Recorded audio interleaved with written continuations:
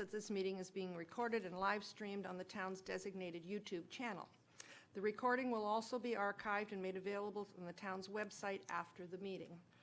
All care is taken to maintain your privacy. However, by remaining in the public gallery, it is assumed that your consent is given if your image is broadcast throughout the live streaming.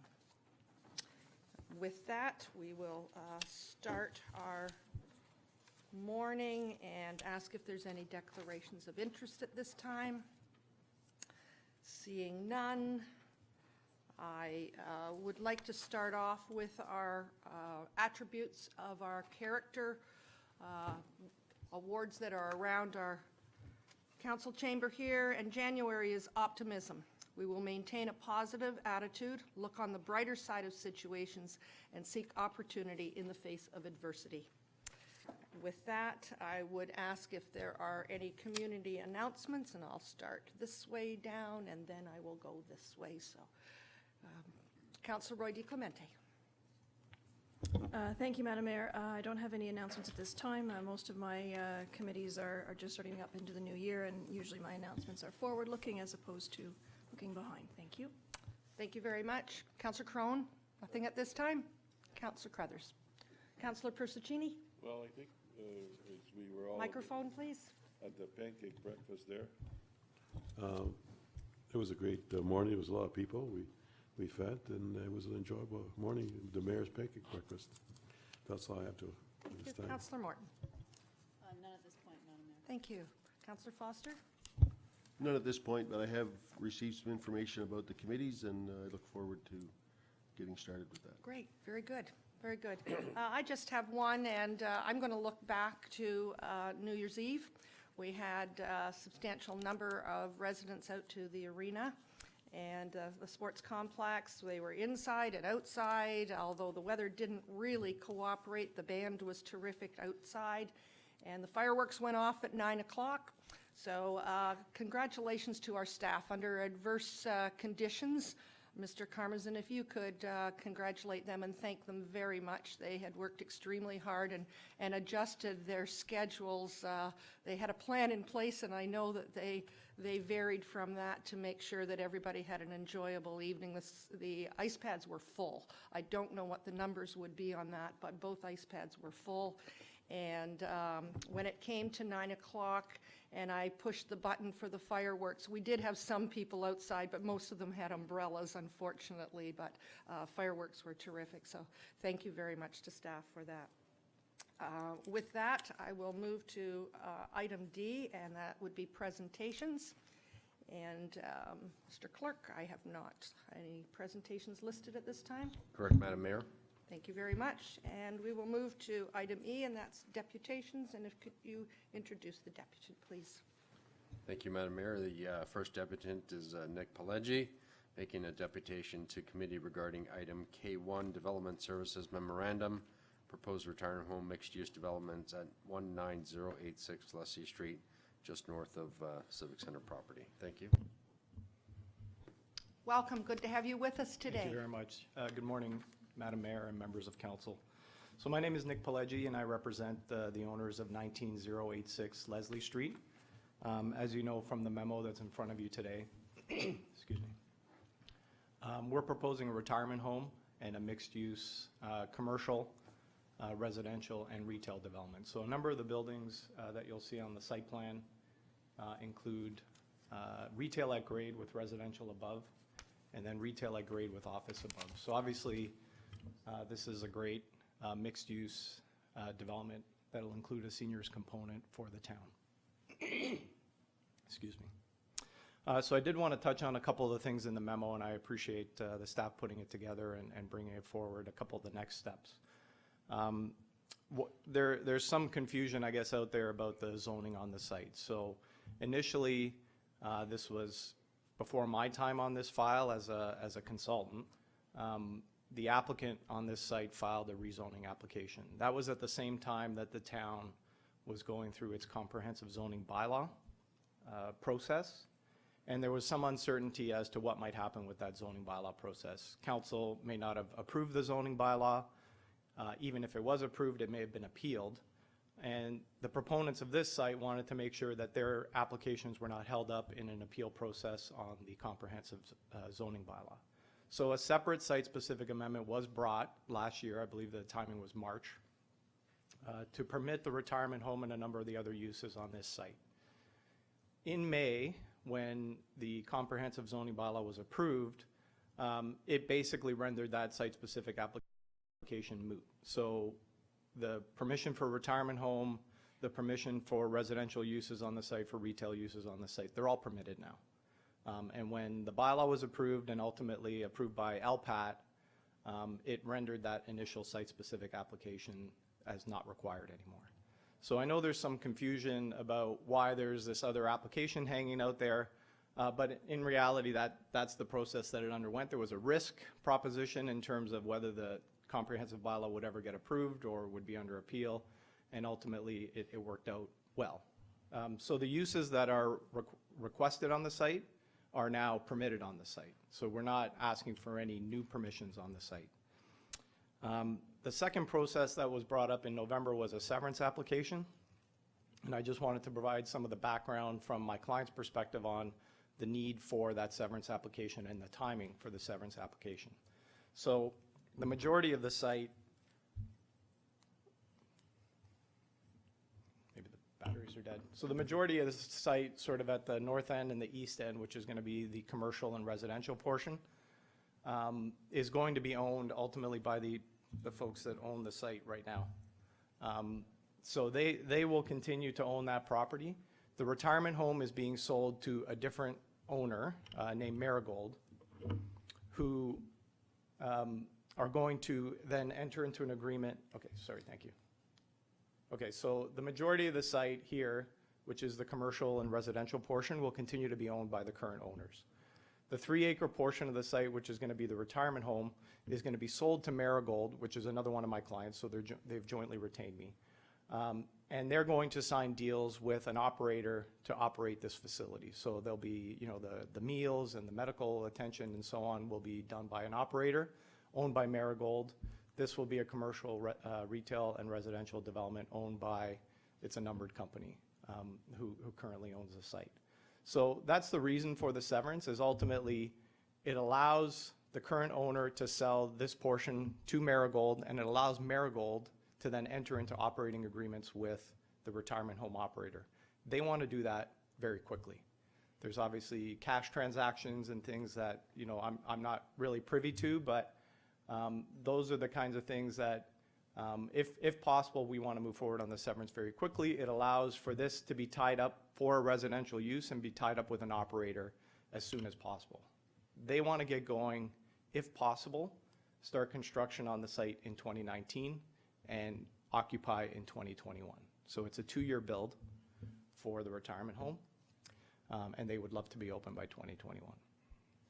And I know that the retirement living and seniors living has been a priority for council. I know there's new members of council, so it might not have been your motion, but certainly it was a council motions over the last 5 years, you know, desiring retirement living in the municipality. So we are trying to deliver that as soon as possible. So again, just to close it off, you know, I understand there are different processes. One of the recommendations from staff is that we hold a public session. We are willing and able to do that as quickly as possible. I had suggested to some members of staff that I could do that the week of the 21st to the 24th of January. Host a drop-in session here. We will have all the boards, we have all the plans that we have submitted to the municipality ready, and we certainly can have myself and other members of the ownership group here to, if folks do drop in, to explain to them the processes that we're undertaking. We're certainly happy to have another public meeting with regards to the site plan later on in the process, once staff have had an opportunity to review that. But really, we're just here looking for council support for really the retirement home, but the entire development. Some of that is challenged because of allocation requirements, but we certainly want to move forward quickly, and we're just looking for your support. Thank you. Thank you very much. Questions? Councillor Crothers and Councillor Crone. Thanks. How many units would be in the retirement home and how many residents? So right now, the proposal is for about 142 retirement units and about 75 assisted living type Okay. units. So potentially 200 to 225 total units in there. The average depends, the number of people in there would depend on the type of folks moving in. Sometimes you do get couples, but usually you average about less than 1.5 people per unit in these kinds of buildings. So you're potentially looking at anywhere from 300 to 400 residents. Okay, so the 587 parking spots will be more than adequate. Yeah, the retirement home proposal actually has underground parking. And typically, I don't know the bylaw off the top of my head, but typically for retirement home type units, you have half a spot per unit. So the average is every 2 units, you have 1 parking spot, and that's usually more than enough for the type of retirement home. The majority of the 587 parking spots are actually for the retail and other commercial. Okay, thanks. Councillor Crowe. I appreciate your comments about addressing the need for retirement living in East Gwillimbury. I'm a new councillor and I campaigned on that, so that's good to hear. Could you, sorry, just out of curiosity, could you just give me a little more detail around the units that will be provided, the type of care? Is it just seniors apartments? Will there be long-term care? You mentioned assisted living. Could you just give me a little more on that? Sure. Please. Through you, Madam Mayor. The applicant right now is actually looking at a number of different options. What's been brought in most recently is about 140 units of what you would call retirement home. So those have very minimal care and typically would have at least some kind of a kitchenette so that folks could prepare their own foods. The other 70 to 75 units would be assisted living with meals. So those folks would have nursing assistants and have meals provided. The folks in the 140 units, it would be sort of an a la carte. They could buy into a meal program, or they could, live independently 100%. So the idea is that it's sort of, it has a bit of a continuum. So if you're in the retirement home and you're independent right now and you want to move into the assisted living, you could do that over time. There are additional wings in the building that are sort of ghosted in, and those would be for future assisted living. So additional full care with nursing, full meals units in the future. So the idea would be that obviously you can see with half the site sort of being vacant that you could have wings that would protrude further south towards Judah Doan Road and provide additional units. So right now the market that they're looking at is sort of leaning a bit more to the independent living with some assisted living, but we suspect that it's going to go the other way over time. Initially, when they approached the town, probably 18 months ago, 2 years ago, the numbers were flipped. It was 140 units of assisted living and 70 units of retirement. And now the numbers are looking a little bit different, but it's certainly a changing market even over 18 months. Thank you. So no plans for long-term care, though? So long-term care is specific. It's licensed through the Ministry of Health and Long-Term Care. And I have clients in other areas. So you actually have to bid on a license, yes, win the license, and then go ahead. The operators of this building don't do that kind of operation. Thank you very much. Councillor Persichini. Good news, Nick. I'm really happy to see this. 2 or 3 years ago, we talked about this, and now it's maybe finally happening. Question I have for you, how many floors? Is there 4 floors of most of the high-rise? So the proposal adjacent to the residential, so on the other side, on the west side of Beachboro Crescent here is where the townhouses are. So you have 3-story townhouses at the north end and 2-story townhouses over here. Our proposal here is a 4-floor flat roof building. So the reason it's actually 3 floors on the inside, but because the grading of the site goes lower as you get to the west, the 4th floor actually ends up, the basement floor actually ends up looking out on Beachboro. So that'll be used for amenity space. So on this side of the building, it's 4 floors. This side of the building is 7 stories. If they consider, for some people, they like to play around the garden, like, to do a little garden, is there an area for those Yeah. people who So- want to have gardens and tomatoes or whatever, you know? Sure.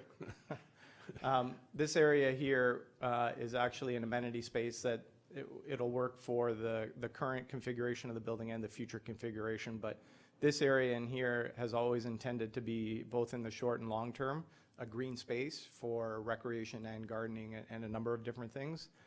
The reason the building was designed this way was as part of the civic precinct plan that was approved by council last year. There's also passive recreation space on this side, so the idea was that it would link not only to the private space here, but to the public potential green space on the south side. Sounds good, thank you. Councillor Roy DiClemente. Thank you, Madam Mayor. Through you to Mr. Pileggi. The staff report notes that that there were some concerns raised about traffic circulation exiting out onto Beachboro Crescent.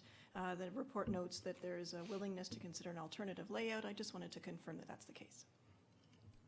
Sure, through you, Madam Mayor. So there are a couple of, there's a proposed childcare center here with a number of angled parking spaces proposed off of Beachboro Crescent, and then an access to the underground parking in this area, again, off of Beachboro Crescent.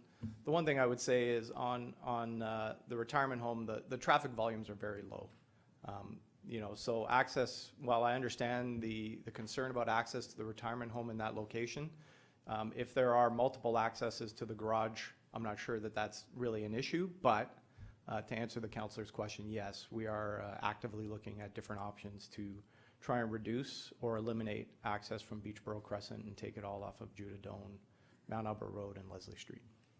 If I may provide feedback prior to your public meeting with the residents, I might suggest that if you find a solution to have it at that meeting, because I think that was a very large part of the concerns, certainly that I heard with respect to this. Thank you.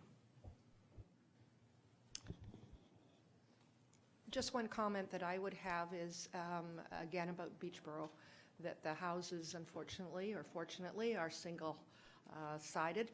And with a building of 4 stories, I would hope that design would appreciate the fact that these people are going to be looking at the back of this building, and that the back of the building should be as attractive as the front of the building in that case.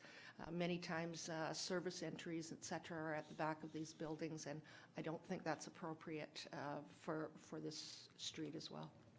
Sure. Through you, Madam Mayor, I think, you know, the plans, the elevations that are shown here on this frontage are not the back of the building. You know, the quality and the look at that, at least from what's proposed, is very good, I think. And we certainly will pay additional attention to, you know, activate that frontage as much as possible. Thank you. Could I have a motion to receive, please? Councillor Persichini, all those in favor? That's carried. I'm just wondering, with the indulgence of committee, this item is on K1, and Mr. Pileggi will be sitting here waiting until K1. If it is the pleasure of the committee that we would move K1 forward at this time and deal with that report, and then go back to our agenda. No problem. I'm seeing agreement to that. So with that, Councillor Crone, I will turn the chair over to you. Thank you very much, Madam Mayor. First item is on the memo is the proposed retirement home, mixed-use development. And welcome, General Manager Ramuno. This is your first meeting, so let's all go easy on him. Do you have any comments? Certainly through you, Madam Mayor. Based on my review of the application, I think at this time, from a process standpoint, proceeding to a committee of adjustment hearing to sever off that 3-acre block for the retirement home parcel is appropriate.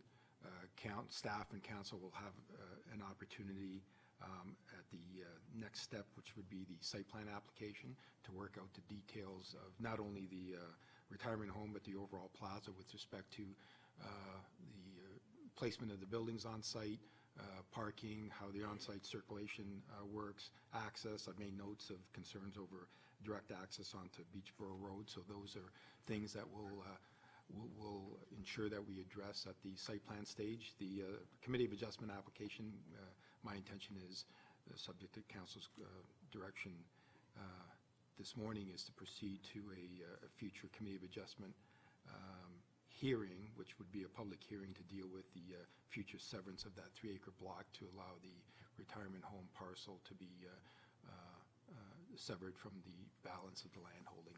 But there'll be opportunities, and we'll take a close look at the future site plan applications. We do have what's changed since November is the applicant has submitted a formal site plan application based on the drawing that you see before you. So we'll ensure that we address all the concerns that we've heard.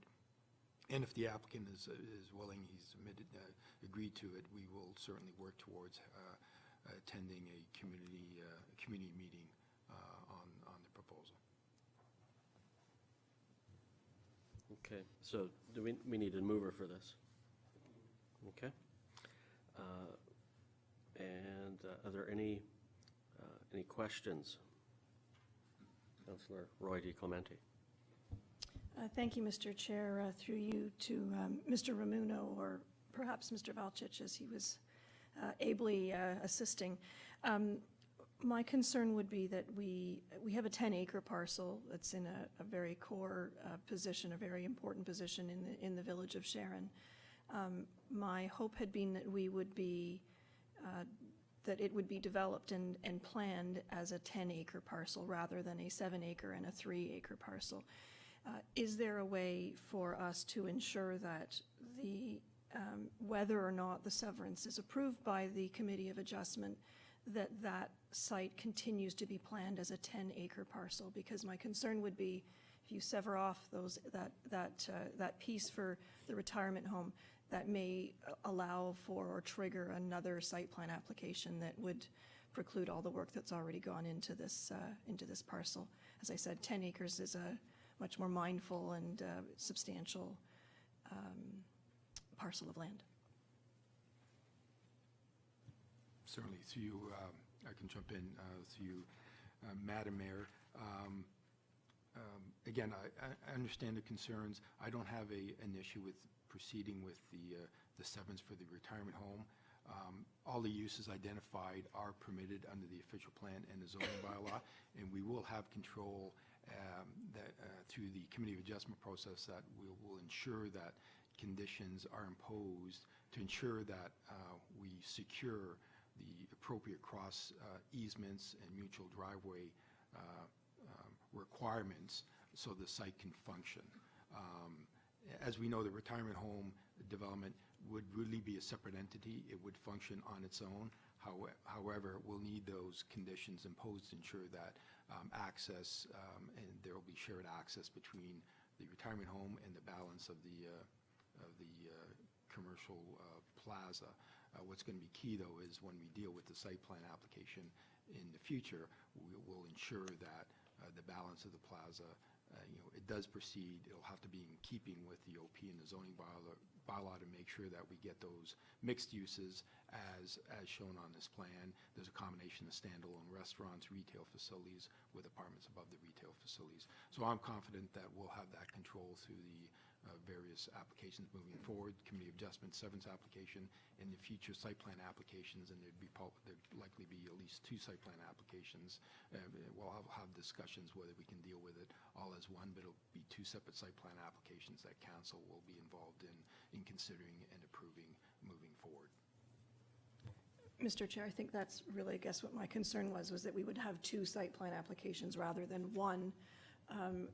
I don't have a problem with, I understand the incentive to sever and want to, from an operations perspective and so on, but from a site plan approval and a site plan design, I want to make sure that we're planning this as a 10-acre parcel. And so if you allow the severance without those conditions or without a hold on it to ensure that, yes, you can sever it once there has been a site plan application for the entire site that's approved, because I don't want us to say, oh, well, because it's land-bound and doesn't have access to a regional road, then we do need to punch out onto Beachboro, or we do need to change things. I want to make sure that it's done as a whole, and I don't want to see us do two different site plan applications, because it complicates things, and we want to make sure it's being done as a whole. Thank you, Mr. Chair. Does anyone have any other comments? Madam Mayor?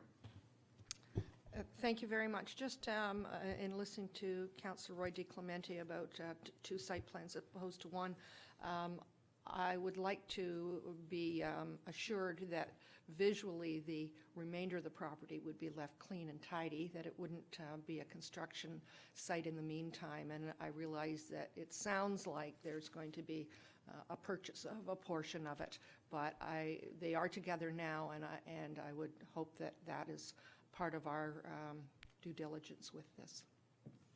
Thank you. Are there any other comments, questions? Okay. You have comments and feedback from council. So no further questions. I will call for a vote. All those in favor of the motion that's presented? Okay. All those opposed? Motion is carried. Mayor, would you like me to revert the agenda back to you? Okay. I turn it. Thank you. Councillor Roy DeClemente. Just a quick question. Do staff have authorization to move forward with planning a public meeting, or do they need a direction from committee to make that happen? Mr. Webster.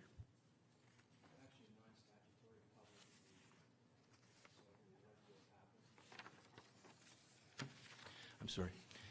It's actually non-statutory engagement, so it'll be hosted by the developer at this point, and staff will be in attendance to provide information to the public on the process.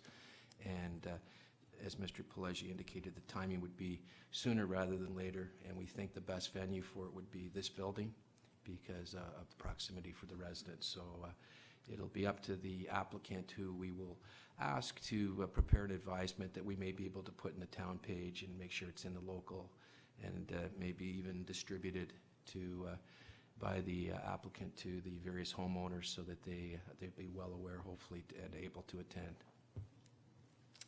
Thank you very much.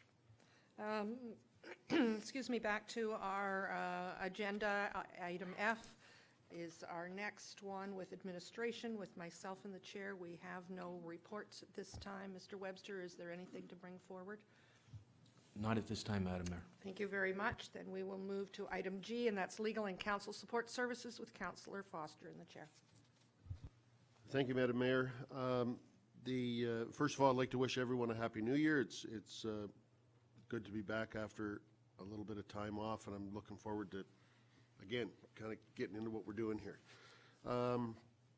So the first item is a memo from Legal and Council Services regarding the 2019 council meeting schedule. General Manager Horner, do you have any comments? I'll turn it over to the clerk, and the clerk can speak. Through you, Mr. Chair, no, there's no further comments. Just here to answer any questions. So can I have a mover for this memo? Councillor Morton? Are there any questions or comments from committee? Councillor Carruthers? Thank you. There's just one typo on page 7. October the 8th is a Tuesday.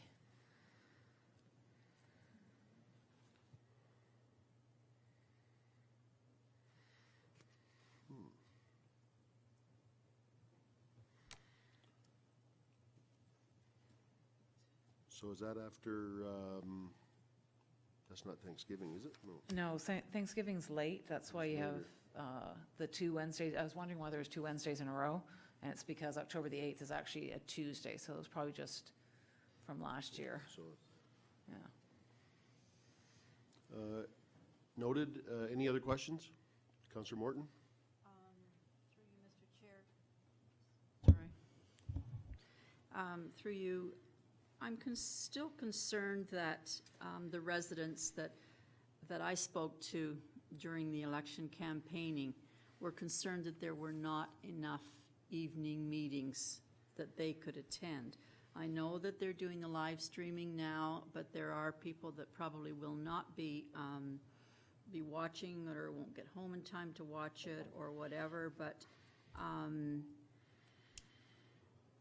we might consider, or at least they're requesting still, or they were at that point, that there are more of council meetings in the evening open to the public.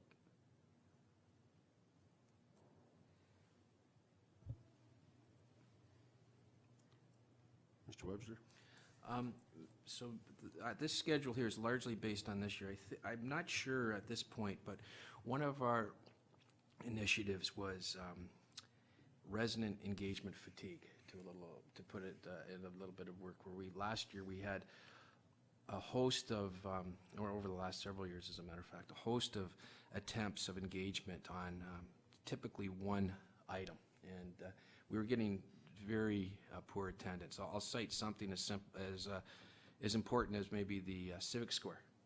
We had the Civic Square precinct here, a very important future initiative, and I think there were 3 or 4 outreaches on that particular initiative, and I can guarantee you we had more staff at the events than we did residents, which was a little disconcerting. So what we're proposing, I believe, in this is to populate with up to 3 additional comprehensive public engagement sessions. And I don't believe at this time, and I'll ask the clerk to confirm whether or not those have been populated in this agenda.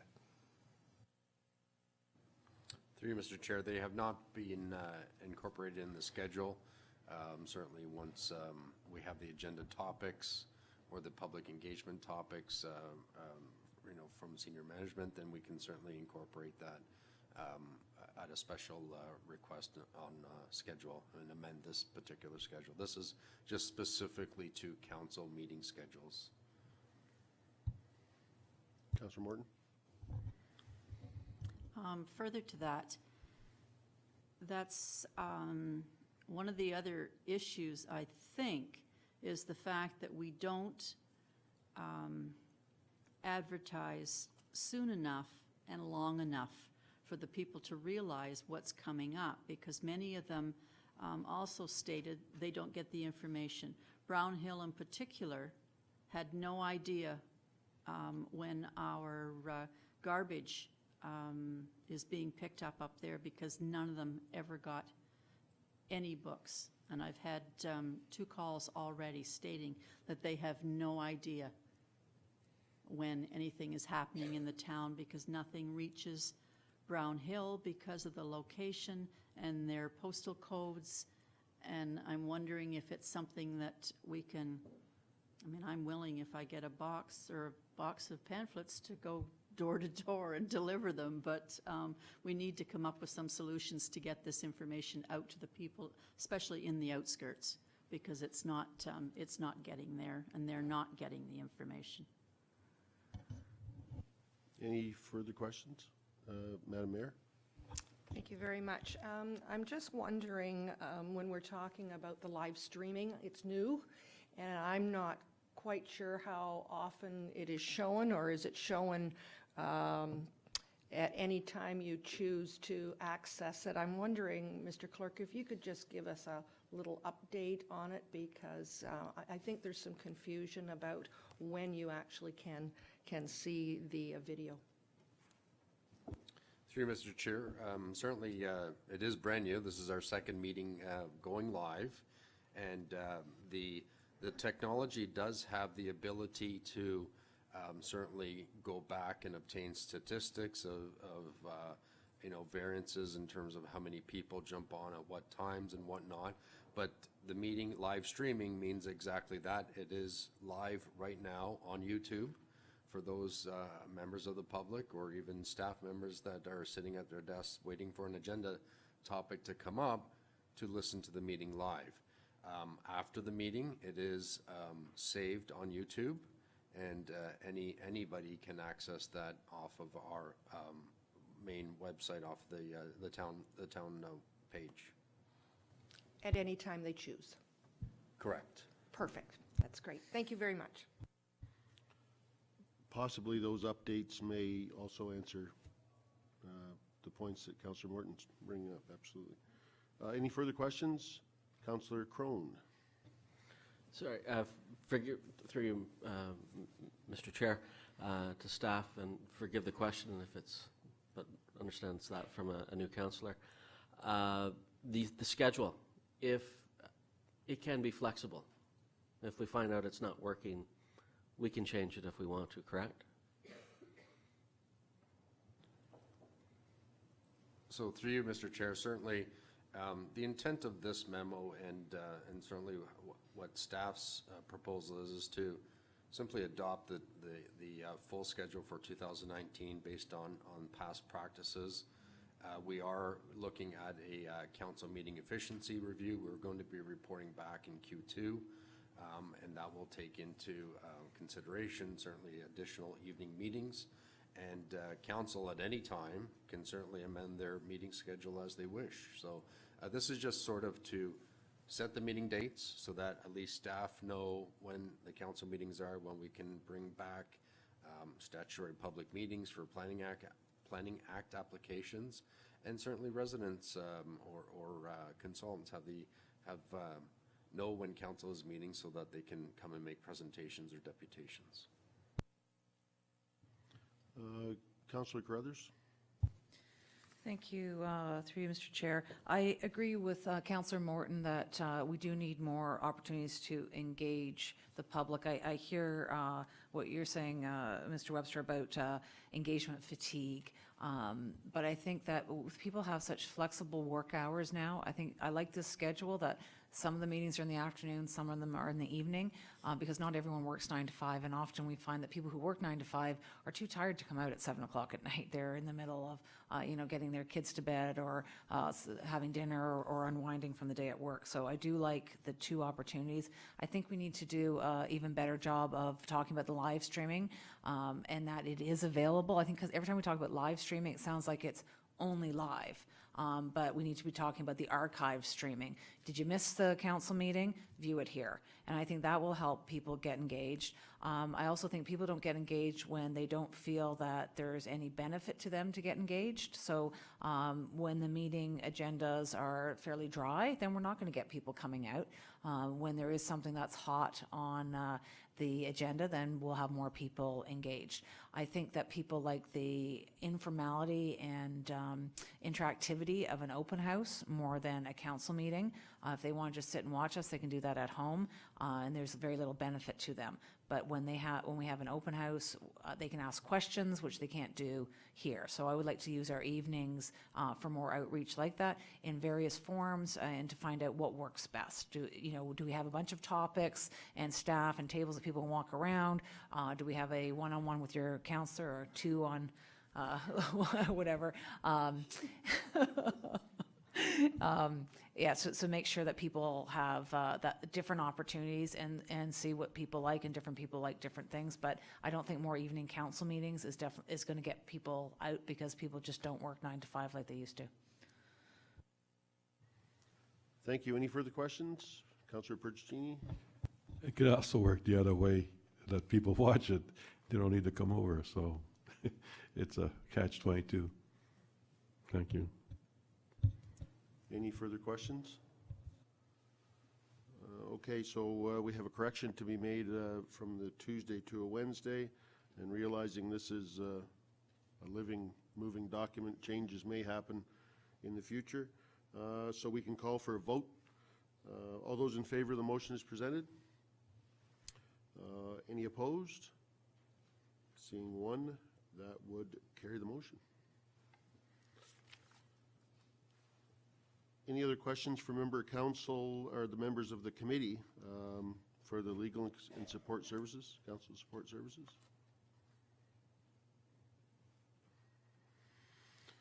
Mr. Horner, any further comments?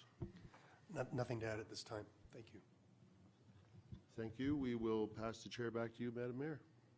Thank you very much. We're under item H, Community Parks, Recreation, and Culture, with Councillor Percini in the chair. Thank you, Madam Mayor. We have 4 items on the agenda. The first item is Community Parks, Recreation, and Culture Memo, CPRC, Recreational Update. General Manager Carmason, do you have any comments on this matter? Thank you. Yes, through you, Mr. Chair. This is a memo to provide an update on our recreation branch, and it includes our enhanced marketing efforts over the past year, some information about responsible pricing and cost recovery, and as well as some registration data and revenue generation data. We've also included a bit of information on our fair recreation program, which we seek to present to council in Q1 of 2019, which is fair, accessible, inclusive recreation for East Gwillimbury. And then as well, I do remind council that we are also releasing the Spring-Summer Guide online February 1st, and as well at our Family Day event, which is February Family Day 2019. Be happy to answer any questions related to the memo. Thank you very much. I noticed that when I was reading the report that we keep increasing the bucks. That's important. So we look like we're doing quite well. So keep up the good work. At this time, I would like to have a mover. Councillor Roy Dix-Morinta. Any other questions from the committee? Go ahead, Councillor Nevermind. Thank you, Mr. Chair. Through you to Mr. Karmazin.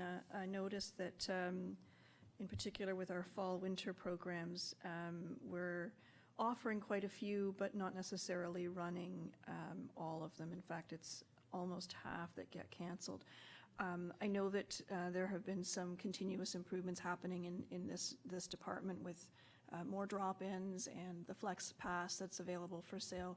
Are there any other, or perhaps you could comment on strategies that you and your staff are employing to make sure that we're offering what residents would like to participate in? Mr. Comison. Through you, Mr. Chair, I should point out that some of the registration data that was provided for the fall-winter program of 2018, some of that data was prior to some of the marketing enhancements that we had implemented, in particular the winter session of 2018, which would have been the previous process for the guide and programming. Since then, we have implemented the preset guide delivery dates, so residents and our customers have a sense of comfort and security of when the guide is going to be released.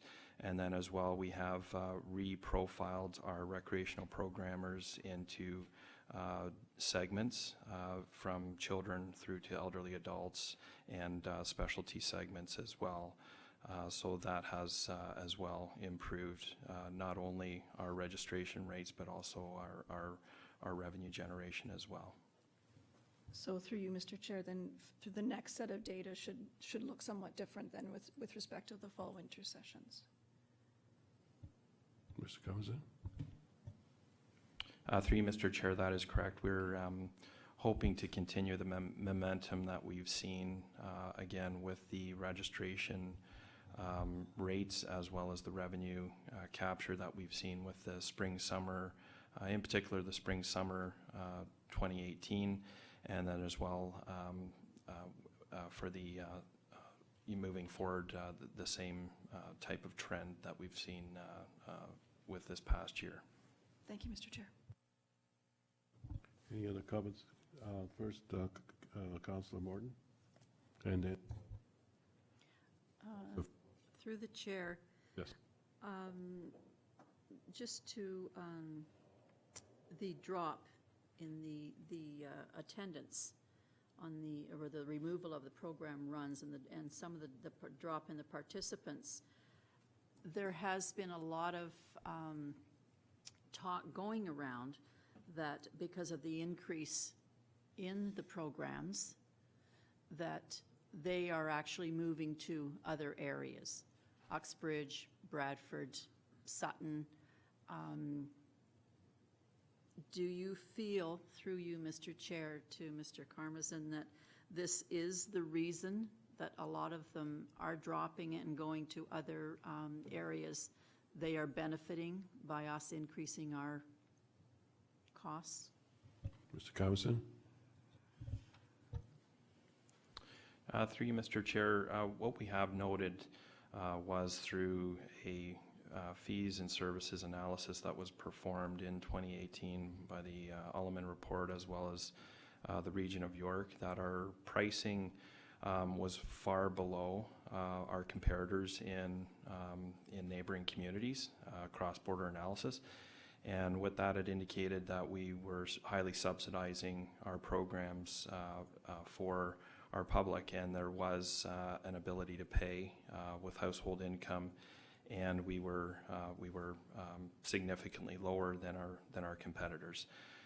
Having adjusted that and adjusting our pricing to be still very competitive, responsible, and more in line with fair market pricing as a result of those two reports, we have seen revenue increase, and in many segments we have seen an increase in attendance.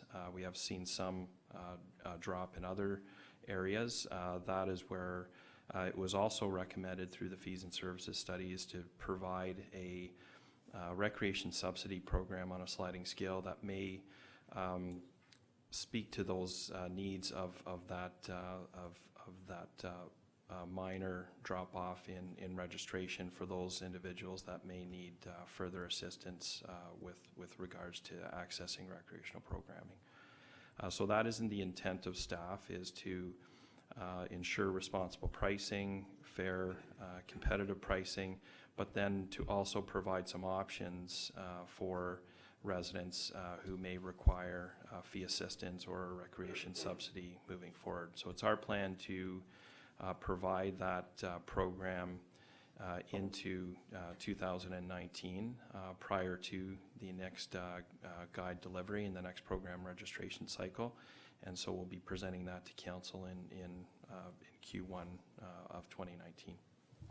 Thank you. Thank you. Councillor Foster? Through you, Mr. Chair.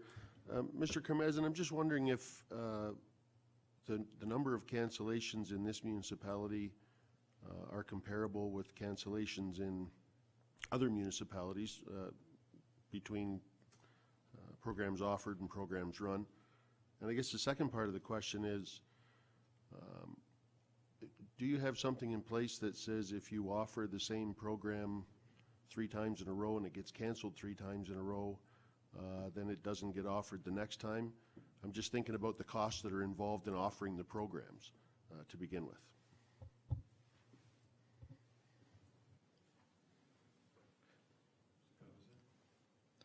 Through you, Mr. Chair, typically program run rates are anywhere between 70 to 75%. If you do run programs without the minimum registration thresholds, then you are in a position where you are subsidizing the program.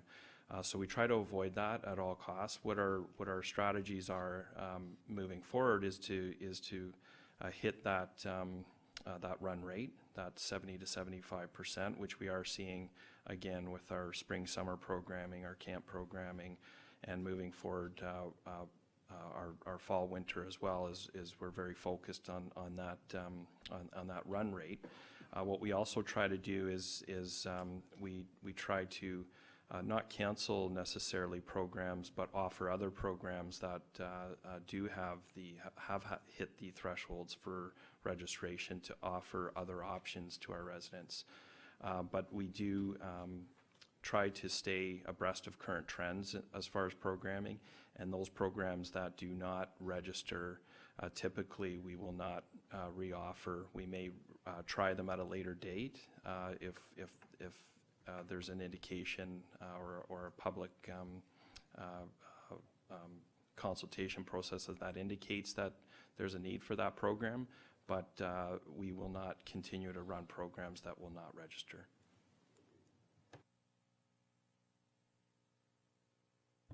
Thank you, General Manager Carmerson. Yes, another. Okay, can I have Councillor Crone? Thank Starts you. with a C, both of you. Through you, Mr. Chair, to staff. I too want to express concerns that certain residents have relayed to me over the last 6 months about the price increases.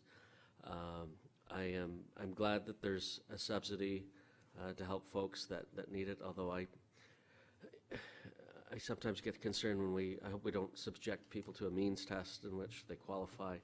I think there's, for some people, it's a matter of dignity, and that they would not necessarily participate because they didn't want to subject themselves to any sort of a means test or qualify for that. So my question is, the comparison reports that you cited, putting us up against other municipalities, when were they done? And I just wanted to be clear, are we going to be doing another pricing review this year? So I was just curious when the comparison reports were done last year, and are we committed to doing another pricing review and policy review this year? General Manager Comerson, please. Through you, Mr. Chair, the reports were done early in 2018, so they are relatively current, and it's our goal to do that cross-border analysis on an annual basis to make sure that the pricing is staying competitive and we're offering good value programs to our residents. Thank you, General Manager Comerson. Any other questions? Councilor Carruthers? Thank you. Through you, Mr. Chair. To me, this was a very good news report. We see, going back to my school board days, we had to cancel continuing education because there just wasn't the uptake. So we did a lot of analysis on that and saw that the more things are being offered online, the less people are taking those types of courses. So the fact that we're seeing a 10% increase in participation, I'm taking out the camps because I think that's a different entity altogether. But with the programs that are offered, seeing a 10% uptake in this day and age, I think is fantastic. Seeing a huge increase in revenue is also great. I would hope that, I agree with your comments about cost recovery, not running a program that isn't seeing cost recovery, but I think that there is some benefit to sometimes running a program that we aren't breaking even on, just to make sure that people don't walk away from our programming thinking, oh, it's probably going to be canceled anyways. So I think running a few programs at a loss so as not to have so many cancellations, especially when our revenue is up so significantly, I think would be a very wise move. Keeping the community engaged, I think, is a wise use of dollars. Thank you. General Manager Comerson, do you have any comments on that matter? Through you, Mr. Chair, I've just noted the comment from Councillor Carruthers. Thank you. I'd like to make a comment. I think, I always keep saying that as I was in business, we're in business not to lose money, and to make sure it covers our cost. And I think we're in the right directions. And also we have a subsidized program for people who cannot afford it. So I feel that, but we keep an eye on it, and if it becomes a lot, then we're going to have to compromise or figure out, we'll track it in the next 3 to 6 months, and we can see how, the direction is going. But I think we cannot be in business to lose money, otherwise the taxpayer is going to end up paying at the end. You can't pay it at the front or pay it at the back. So that's my take. Okay, if there's any more further questions, if there isn't. This report was moved by Councilor Roy DePigmente. Seeing that there's no other questions, can I have a mover, please? All in favor? All in favor? Opposed? Carried. Okay. Number 2, report. Community Park Recreation and Culture. You have it in front of you, page 13 of 20. CRPC 201901, Mount Alberta Community Center Park. Mr. Comerson, do you have any to add anything? Through you, Mr. Chair, I do have a few comments related to this report.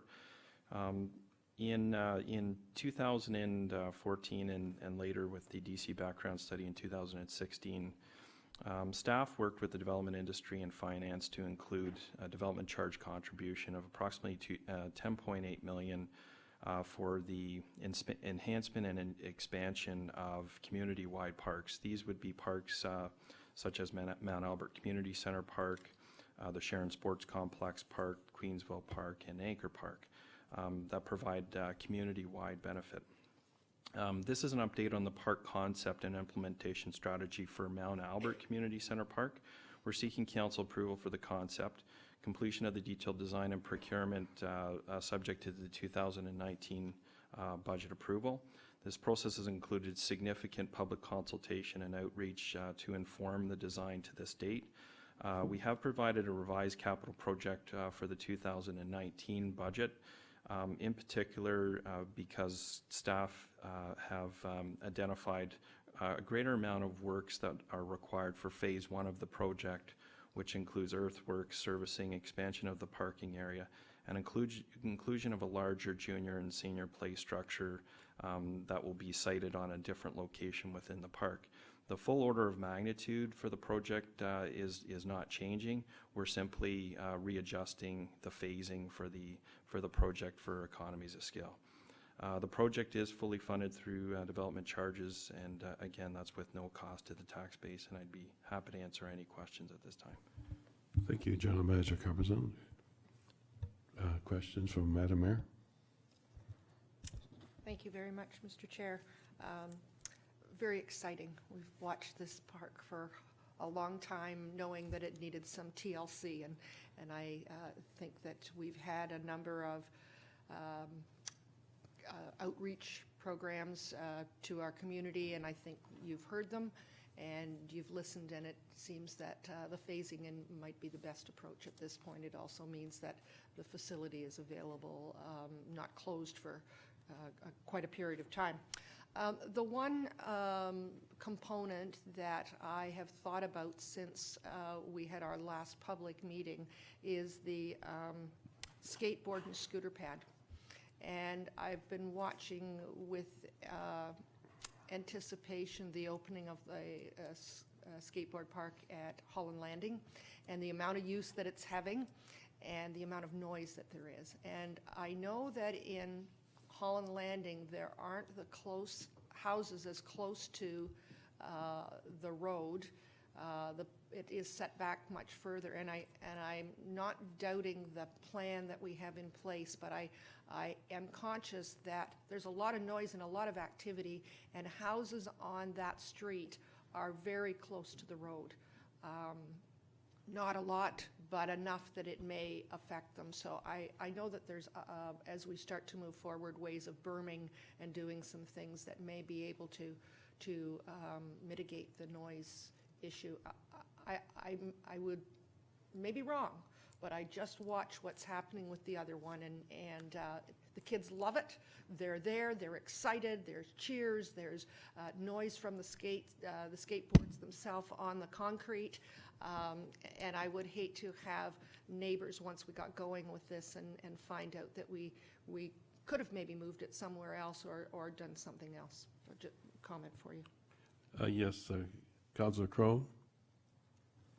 Yeah, I'd like to, through you, Mr. Chair, to staff, congratulations on this. I know this has been a long time coming, and it looks great. It's very exciting. This represents a significant investment into Mount Albert, so I thank you for that. I think the residents are going to be very pleased. I would like to echo the sentiments of Madam Mayor about noise mitigation. I think that's certainly important. I know you've taken some steps to do that. I just keep that top of mind for you. I will say, though, having the skate park where it is, though it's really close to the dental office in case there's any teeth. I kid. My only other comment, I thought in an earlier iteration, and I may be dreaming this, but I thought in an earlier iteration there was going to be a provision for ice skating. Has that been dropped, or am I missing something here? Because I know there's a lot of stuff here that we can do during most of the seasons, but some of the winter months I think are important too, to remember that people need to be General Manager outside. Answer that, please. Through you, Mr. Chair, we have made provision for skating. A full I guess, build-out would include a skate rink that would be flooded, which would be on the sports court that would be at the south elevation of the park. Given that's phase 2 of the project, staff have determined with the landscape architect performing the design that the servicing for the outdoor skating at the current hard surface court could be established with a flood shack there at that current location. And it is listed under the facility fit for phase 1 of the project. It's the last point is to establish the hose bib, the heated hose bib and service for that location. And it would be staff's intent to provide skating through the existing location, which has provided skating in the past with routine flooding and monitoring of the ice surface. Thank you, General Manager Carmazin. Yeah, Councillor Roy DuPree. Thank you, Mr. Chair. Through you to Mr. Karmazin, the previous budget approved for this in the 2017 budget was about just over $500,000, and we've now seen a reprofiling of the budget to $1.1 million. What's different between? Have we added new components? What has changed in that budget envelope? General Manager Carmazin, please. Through you, Mr. Chair, again, it's including more work in the initial phase. So this would include a greater amount of earthworks, servicing, expansion to the parking area off the north elevation of the park, and then as well decommissioning the existing junior play structure and including a new larger enhanced junior and senior play structure at a new location that's proposed at a more central location within the park, as noted by the rendering provided. So those are the primary differences. Again, the order of magnitude total project has not changed. It's more of the phasing for economies of scale to perform the work with this initial phase, given the breadth and depth of the work required for this initial phase. So if I may clarify, Mr. Chair, so it was always projected to be about $1.8 million, but we've moved parts of the project forward so that we can complete more of it in phase 1. Is that correct? Mr. Carmazin? Through you, Mr. Chair, that is correct. Thank you. Thank you. Councillor Morton? I gotta get these nails cut. It's okay. It's okay. Through you, Mr. Chair, to Mr. Karmazin. The one thing about, I know that the phase 2, there's some comments in here about the Major Town Community Center, and I think it's a wonderful idea to have an after-hours drop-in center for the youth because everyone is asking for it.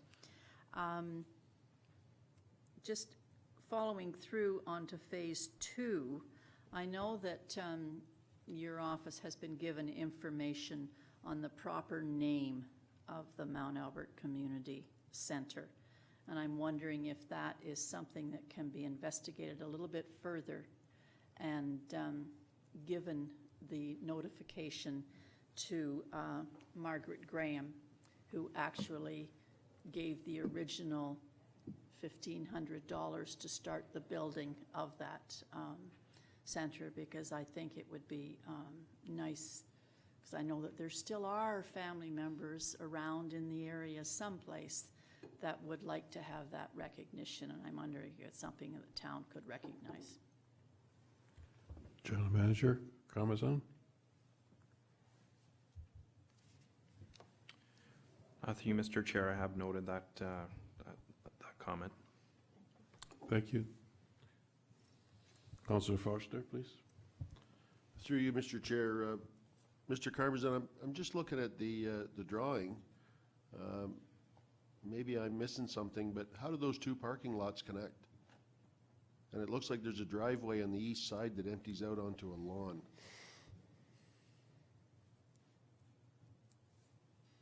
may just be an oversight, or I'm looking at it differently, I'm not sure.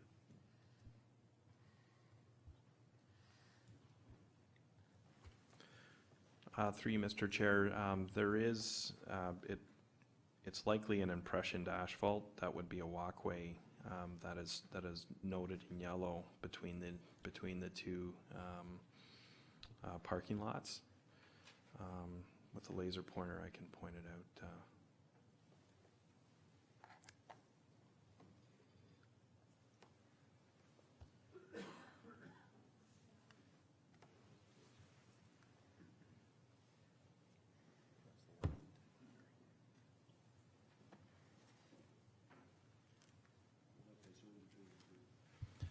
Yeah, so it should probably just be noted in a blue color with sort of hash marks with impressioned asphalt that would connect that walkway up through to that central plaza area that would include the shade structure and the play structures.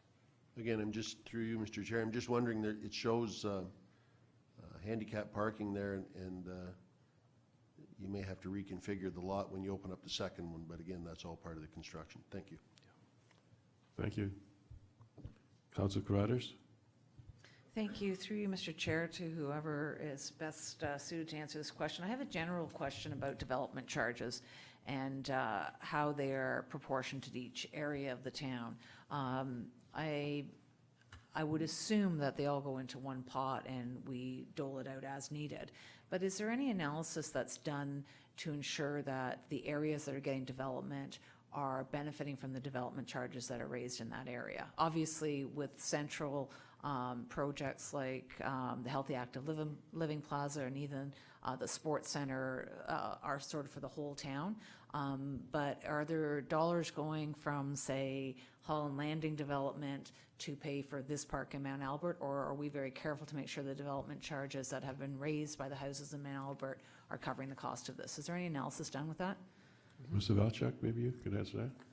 Mr. Chairman, through you, the town has a town-wide DC bylaw. So in some municipalities, jurisdictions, boards of education, et cetera, they could have area specific, but we do it on a town-wide basis. It enables us to make sure that all the funds that are collected are apportioned in a way that enable us to make sure that there's proper amenities throughout the town, and that doesn't always balance out exactly in an area by area basis.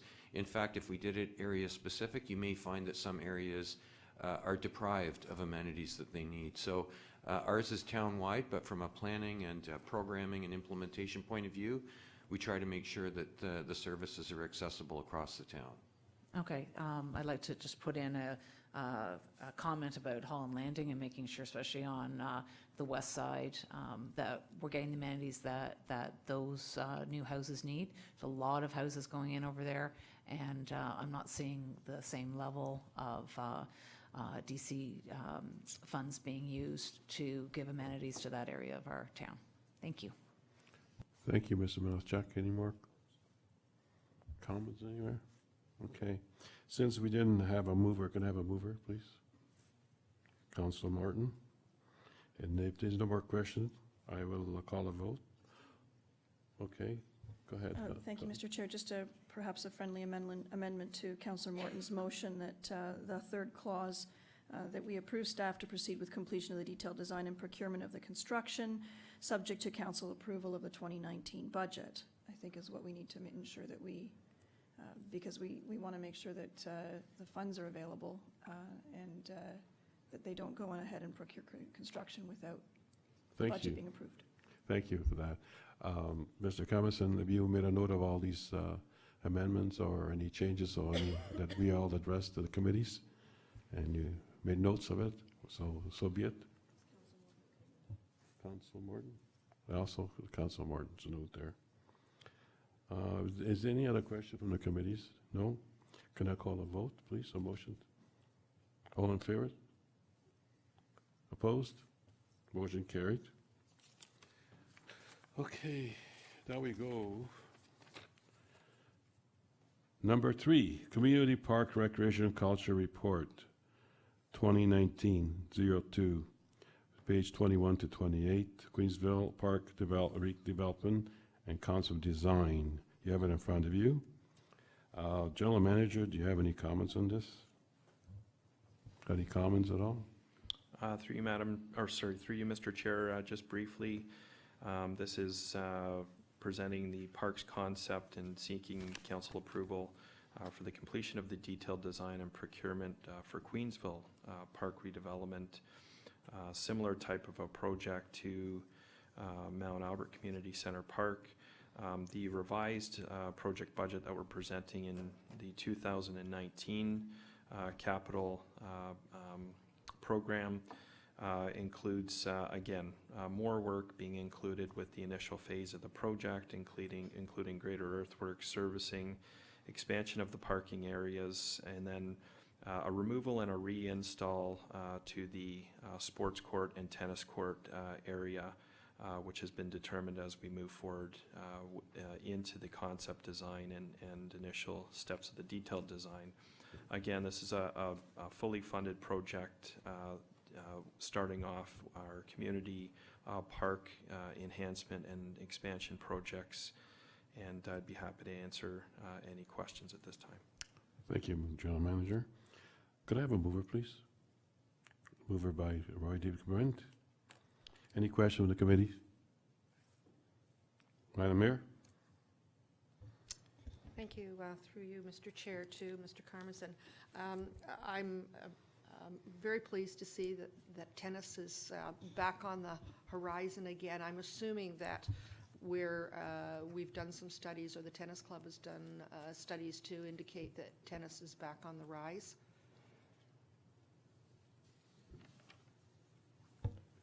General Manager?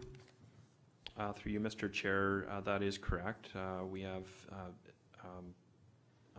collected some data through the East Gwillimbury Tennis Club, and also the best indicator from our perspective is just simply the lack of court time at our current facilities, and as well through our public outreach and consultation process.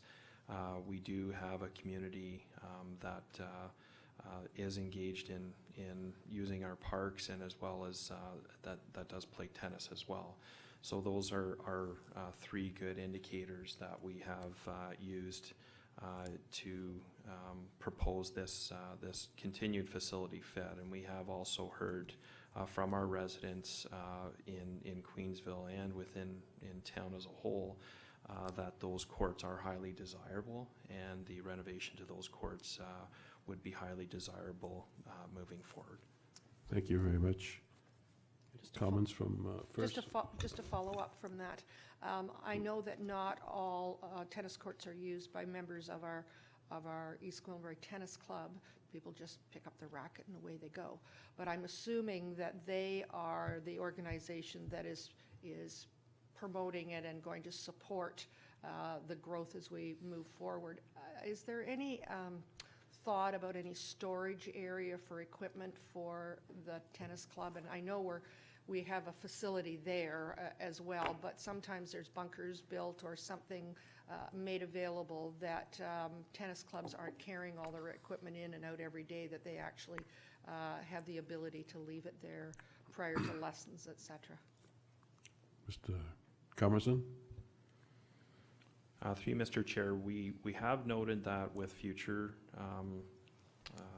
phases of this project, there is a structure that is located on site adjacent to the future phase of the project and the expansion of the project.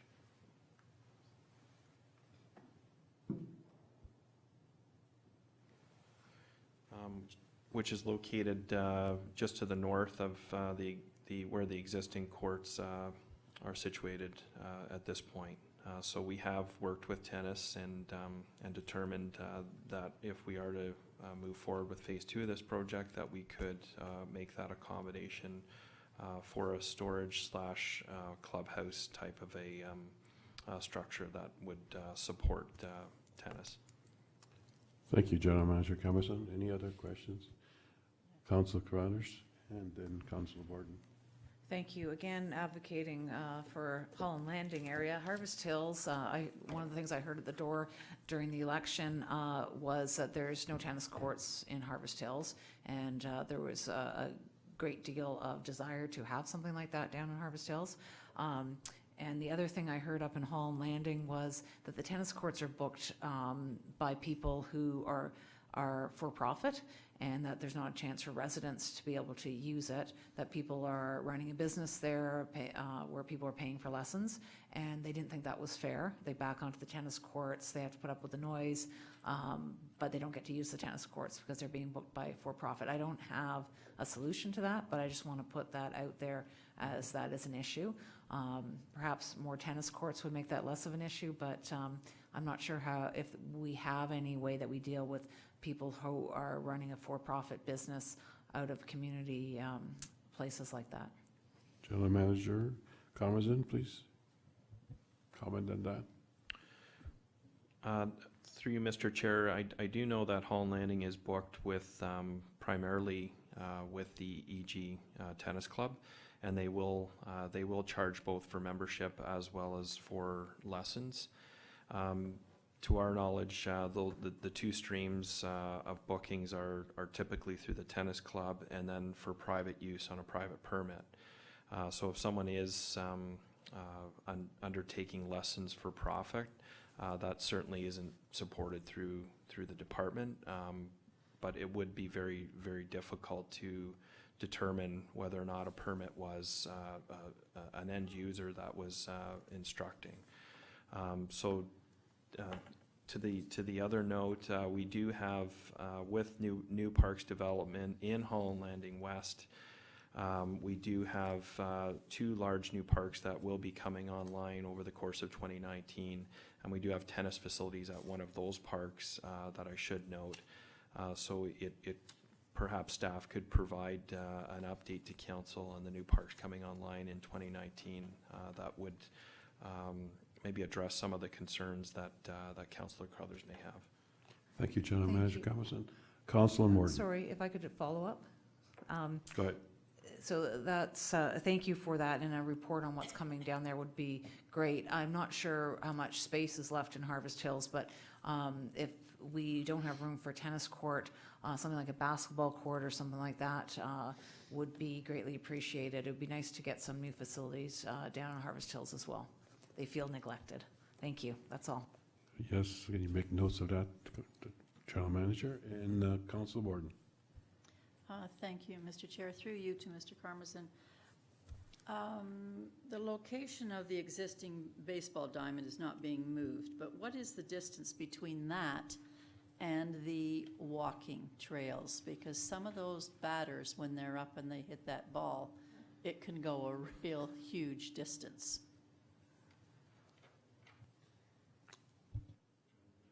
General Manager Carmazin.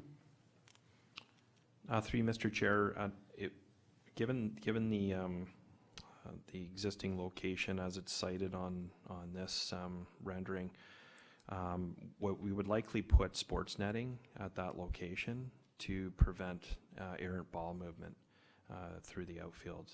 So that would be likely an enhancement that we would do to the outfield fencing to include a sports field netting that would prevent errant ball movement in that area. Thank you. Any further questions? Councillor Foster. Thank you, Mr. Chair. Just one comment. When I was reading the report about the heritage commemoration and the reclaimed brick being used, it got me to thinking about the decorative stone that I believe had something to do with the Gillies family that donated money to the Queensville Park years ago. That stone used to sit beside the walkway that walked up into the Chamber of Commerce office, and I couldn't remember what happened with that stone after the renovation of the building. I took a drive over and had a look. It is there. However, it's on the west side of the driveway heading down to the parking lot. That stone used to stand up. Now it's laying on its back. It looks like it might have just been moved there and then nobody did anything else with it. If we're going to do something about heritage, that stone should be looked after and cared for. Thank you. General Manager comments, can you make note of that? Is there any other further questions? Okay, Councilor Foster. Go Again, ahead. through you, Mr. Chair, this would be a question for General Manager Dawson.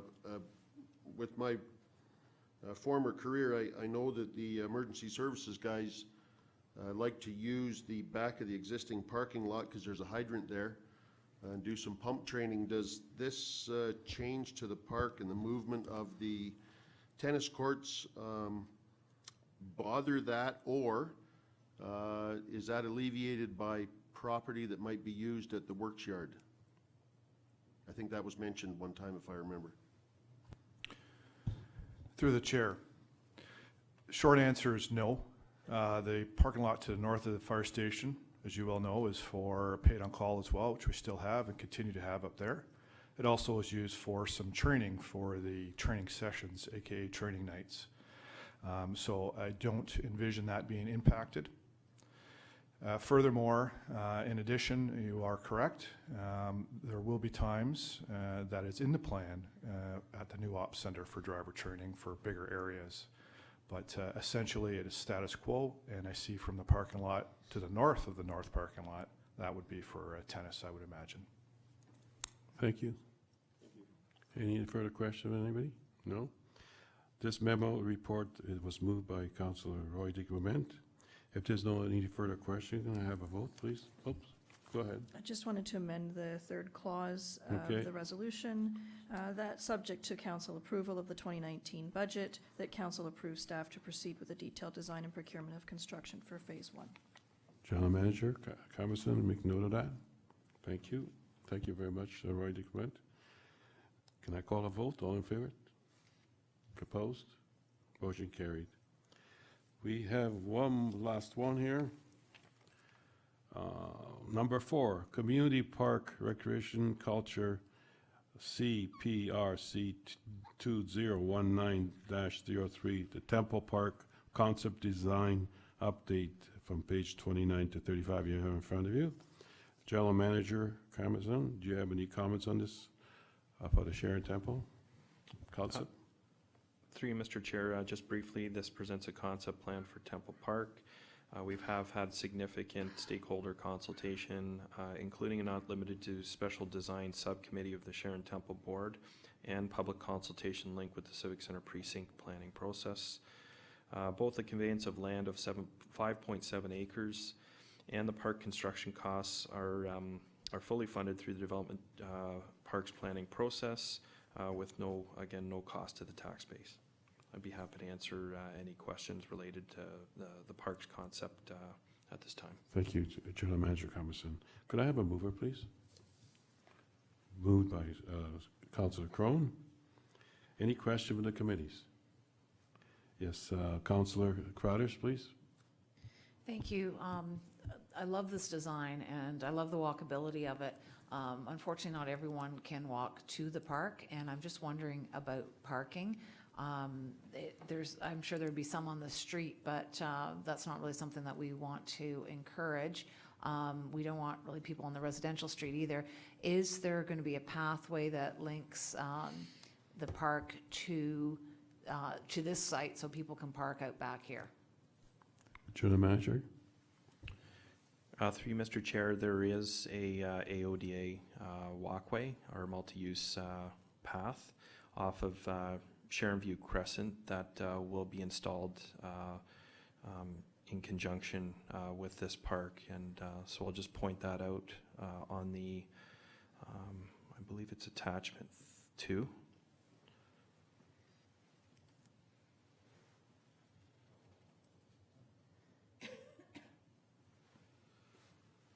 So that minimum 1 meter wide AODA multi-use pathway will connect up to the Civic Center property and parking lot. And I should also note that we do have access to the Civic Center lot and the Sharon Temple and Temperance Hall lot off of Leslie Street with the gate entry to the park off of Leslie Street, and not necessarily an AOD walkway, but we do have connection to the Sharon Temple grounds as well to the northeast of that park block, and I can point those out as well.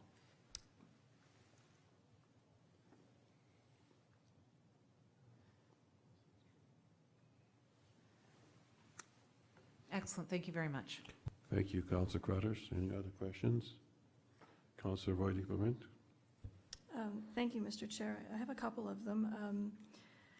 The first one, through you, Mr. Chair, to staff is, while it's a lovely design, I'm concerned that we're not creating any loops. And my time on our Trails Committee has taught me that if you do nothing else, you need to create loops. And in this case, it looks like we might as well just put up signs that say dead end, because we've got vehicle turnarounds and nowhere to really go. I understand that grades may be challenging to get around the retrofit pond, but I'm wondering at the south end if we might be able to create a connection that would go just at the base of that trail and link back up to the northwest. Is that possible? General Manager Carmazon, please. Through you, Mr. Chair, we could look at that potential subject to grading, and as well as any natural heritage that may impede that connectivity for the area that would be just to the south. And I also should note that those vehicle turnarounds are for maintenance vehicles, but they're also raised lookout platforms, so they would typically include benching areas for passive recreation, lookout points into those valley lands. But again, we can look at the potential of linking the pathway to the south to the pathway to the west where the bridge is located. Thank you. General Manager Carmazon. Thank you, Mr. Chair. I would appreciate it if we could amend our motion, if that's appropriate, to that subject to our approval, that with the introduction of a loop, subject to the criteria that has been outlined by the general manager. Just further, I think this park has the opportunity to be one of those destination parks that have won awards, and I really appreciate the idea that we've actually designed a park with the idea that we could include public art. And I just want to confirm that the budget, through you, Mr. Chair, that the budget actually includes funds for the acquisition of that art. General Manager Carmazon. Through you, Madam Chair, we have included a placeholder with this budget to include facility fits such as sculptures or public art displays. So we have earmarked resources within the existing budget to provide for that. Thank you. That's a huge opportunity for us, and Well, once we we deal with this park design, I probably will bring forward a motion that would outline how we would go about acquiring that art, because I think we need some direction and a policy on how to do that. So for me, I'd like to see that the proposed concept design be amended to include the introduction of a loop and perhaps renaming the vehicle turnarounds scenic lookouts or something to that effect, because it's Thank a you. little bit more attractive. So be that we make note of that, General Manager. Thank you very much for your good comments, sir. This was moved by Councillor Crone, and if there's any other questions, okay, we have Councillor Cruthers. We have another question. Go ahead. Through you, Mr. Chair, just speaking to Councillor Roy D. Clemente's amendment, the loop, would that require another bridge and therefore an increase in cost? Councillor General Manager Carmazon. Through you, Mr. Chair, the loop proposed would be joining the lookout just to the south, and we would be unable to achieve a loop around the storm water management pond due to grades. So the area that we can possibly take a look at would be this area here.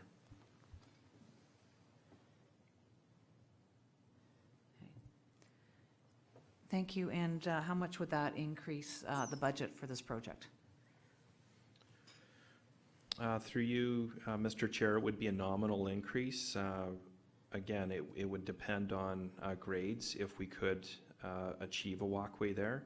And then the other cost we would have to look at is our park standard for a walkway is a 3-meter wide granular base. So there would be that cost. If grades required, we may need to pave that structure, given slope issues and stability with regards to the base washing out. So that would be an additional cost. So we would seek to absorb that into the existing budget, or work with the development industry and the developer and the landscape architect to incorporate that into the park's design and the existing budget if possible. Okay, thank you. So can we just get that amendment read before we vote on it? Because I think it's a little bit more complicated. What was the amendment that was proposed? Who was doing the changes there? Mr. Lamana, did you got that changes? I just want to say I agree in concept with the loop. I just want to make sure that we're careful with what we're putting down in wording. After that, Councillor Roy DeClement. I can help with that. Thank you. You always The do. clause would read that council approve the proposed concept design with the introduction of a loop subject to grades and habitat, and amending the labels for the vehicle turnaround. Thank you for your support. You got that, Mr. Morana?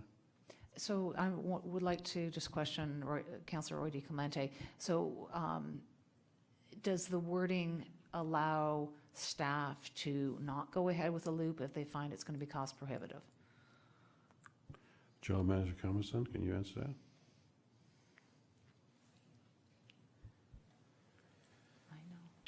Through Mr. Chair, we would, again, given the proposed adjustment to the design, staff would try to make it work within the existing budget. And it is a minimal requirement as far as a granular standard. If there is any adjustment to the budget, then we would endeavor to report back further to council.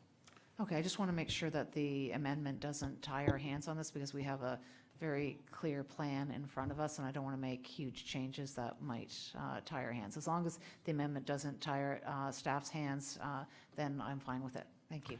Councillor Roy DeClement. Through you, Mr. Chair, either to Councillor Carruthers or through staff, would you feel more comfortable if we tabled this for the time being and allowed staff to research this and report back to us?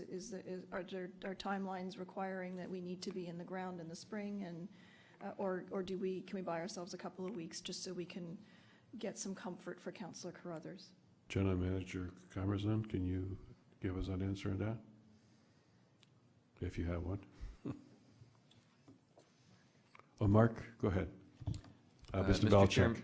Mr. Chairman, through you, we can certainly work with Mr. Karmazin's group just to ensure that we come back with an estimate on what that would mean to the project. But I think Mr. Karmazin's indicating that he's of the opinion he may be able to work that out within the existing budget that the developer is working with to put the project in.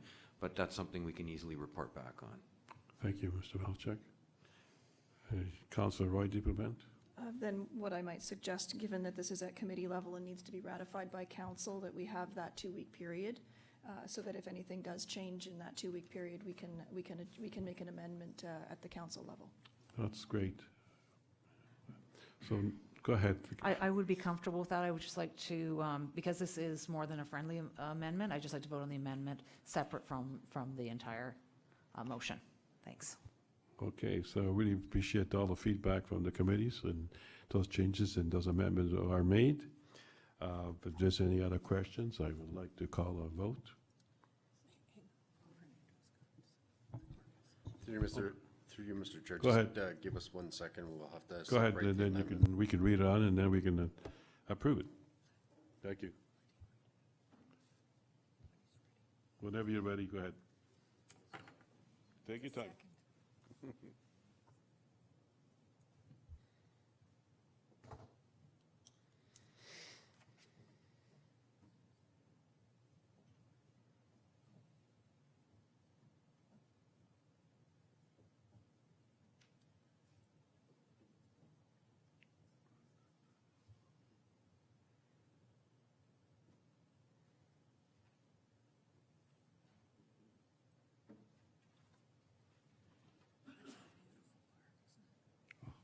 It's an exciting time. It's great stuff. You know, we can fight too. We talked about that. The taste of the Danforth, taste of EG. I can measure it already.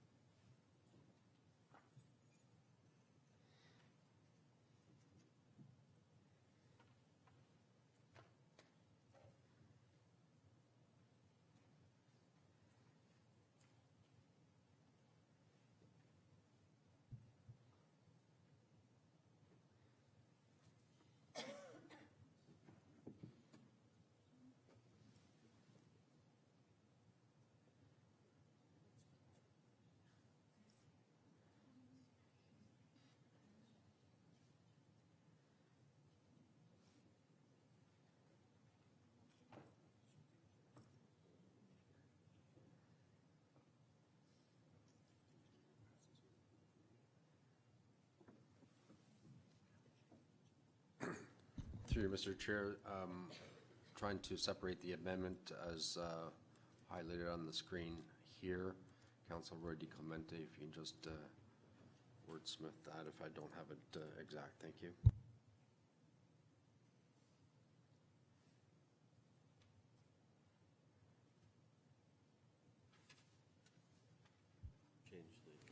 I believe it's only one loop.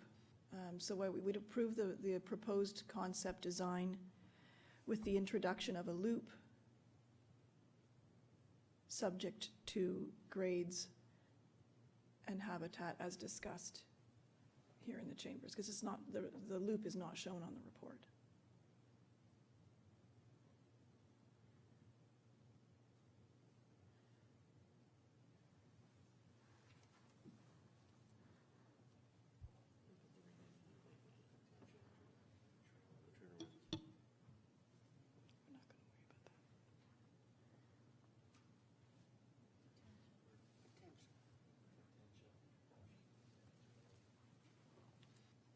You guys got good So in eyes. between the word, in between the and introduction, put the potential introduction.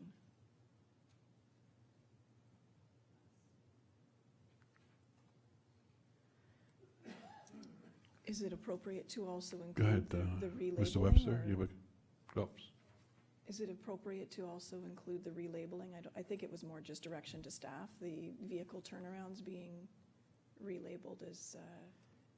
You have a comment, I Mr. think that's- Webster? I don't think that's substantive enough to include in the resolution. I think that the relabeling of turn heads for vehicle movement becoming lookouts is well advised.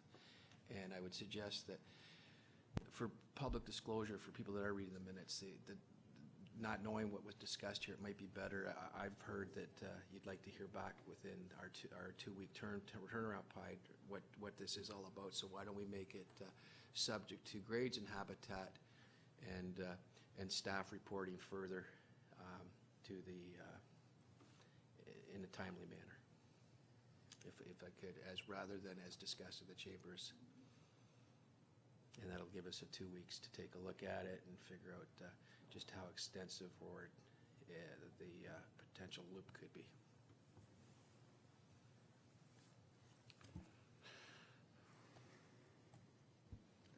So, Mr. Clerk, you can, I think it's just in the staff reporting further in a timely fashion, is what I'd like my motion to read, and strike the rest of that sentence.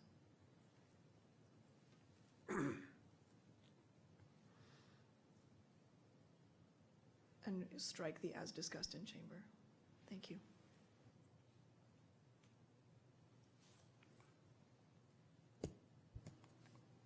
So Member- through you, Mr. Chair, your committee is voting on the amendment to the main motion, so that is your first vote. Yes. Can I have any other questions before we go to a vote? No, seeing there's nothing. First of all, thank you very much for the feedbacks of the committee here. It's all these years of experience counts at the end of the day, and I'm very grateful that we always fine-tune things and make it for the better for the public there. Now, to see there's no other, could I have a call a vote, please? This will be in the amendment, please. And now I can call a vote. All in favor? Opposed? Motion carried. General Manager Cameron. Sorry, Mr. Chair. Oh, we got to do a second one. I'm sorry. Mr. Chair, we have to incorporate the amendment in the main motion. I can't see that far, but anyways, but thank you for helping me out here. Okay, so, okay.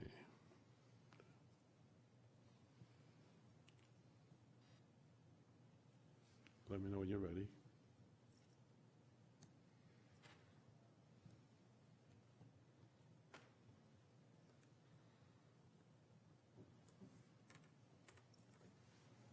Through you, Mr. Chair, Councillor Crone was, I believe, the initial mover to the main motion. Yes. The highlighted section in the second paragraph is the amended portion, so committee is voting on the entire motion. Okay, can I have a motion to vote for all the changes? All in favor? Opposed? Motion carried. Mr. Carmazon, do you have anything else to add or on this, or that's it? Through you, Mr. Chair, nothing further at this time. Thank you. Any other questions from members of the committees? Madam Mayor? Madam Mayor, first. Thank you very much. Through you, Mr. Chair, just to Mr. Karmazin. We appreciate this a lot. This is after last year with the number of parks that we saw opening up. To tackle this year, I know it's a huge project in place and your staff are up to do it. I'm just wondering when you had included the substantial completion dates on the Queensville Park and the Mount Albert Park, if perhaps once you get going on it, if there's any changes to be made, I would appreciate a report coming back to confirm that those dates, that's a long time from now. And I know all of us are pretty darn excited about the parks, and we'll be talking about when they're going to be open. So if you run into some soil issues or suppliers' demands or whatever the case may be, that if you could just reconfirm those two dates of substantial completion, I'd appreciate it. Thank you, Madam Mayor. You made note of that. Any other questions, Member? Oh, yes, Councillor Wright-Clement. Thank you. Just closing the loop on the conversation we started with the Temple Park and the public art. Just wanted to give you a motion, Mr. Chair, that in partnership with community stakeholders, staff be directed to prepare a public art policy outlining the process and criteria used to fund, acquire, and incorporate art into the public realm. Thank you very much. Do we need to have a motion here? I've moved it. Okay, all in favor? Opposed? Motion carried. Any other questions or anything else? Otherwise, I'll pass it back to you, Madam Mayor. Thank you. Thank you very much. We are under item I, Emergency and Community Safety Services, with Councillor Roy DeClemente in the chair. Thank you, Madam Mayor. We do not have any prepared items on our agenda at this time. Chief, do you have anything to bring forward at this time? With thanks, Madam Chair, nothing further. Members of committee, anything to raise at this time? Seeing nothing, I'll turn the chair back to you, Madam Mayor. Thank you very much. Item J, Community Infrastructure and Environmental Services, with Councillor Crothers in the chair. Thank you, Madam Mayor. There's nothing to report at this time. General Manager Molinari, is there anything you want to add? Nothing further at this time, thank you. Thank you. Anything from the committee? Madam Mayor. Thank you very much. I know it's been a busy time with the snow and the ice and a variety of things that are happening out on our streets, as winter always presents the challenges. We have had a number of contacts regarding sidewalk issues this year, and you might have had them in the past, Mr. Molinari, but I don't recall it, and I'm just wondering if there are different circumstances taking place this year that would cause problems for some of our sidewalks, or is it just that we have that many more? Through you, Madam Chair.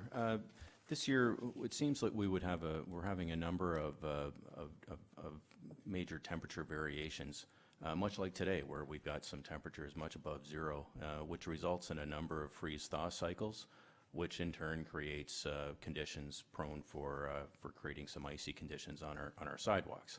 So this does happen from time to time. This year does seem to be a little bit more, seems to be a little more pronounced this year than in other years.